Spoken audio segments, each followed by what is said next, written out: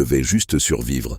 Mais ils crucifièrent 30 000 hommes sur les falaises de l'Atlas. Les Berbères de la Caïna, vengeurs noirs des montagnes, fléaux des Omeyyades. L'an 701, Haut-Atlas, Maroc actuel, Afrique du Nord. Dans les gorges brûlantes du Dadès, un vieillard à la peau brune grave au silex. Ils viennent avec le Coran et le feu.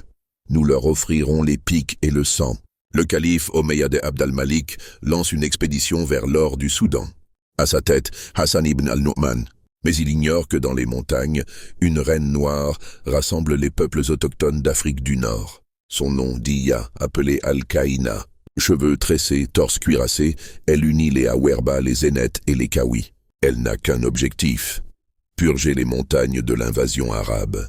L'an 702, Tidzin Tishka, la trahison des gorges rouges.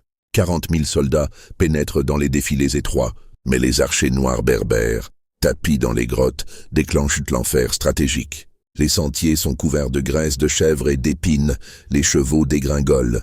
Les tambours à goual réveillent les pierres. Avalanche calculée. Les tirs visent les yeux, les tendons, les reins, inutilisables mais vivants. Ce ne fut pas une bataille, ce fut une offrande sacrificielle à la terre. Diya donne l'ordre. Clouez-les, qu'ils deviennent des amulettes d'exemple pour les générations futures. Les survivants sont hissés sur des croix de cèdre brut, accrochés aux falaises avec des lianes brûlantes. Leurs plaies sont enduites de miel de montagne, les frelons font le reste. Pendant 17 jours, les enfants noirs des villages dansent autour des pics, chantant sous les cris et les vautours. À Tingir, en 1938, un archéologue français découvre une falaise tapissée d'os humains. Les squelettes portent des entailles de lances courbes tisrag et des traces de cannabis dans les sinus. Les prisonniers étaient drogués pour prolonger l'agonie.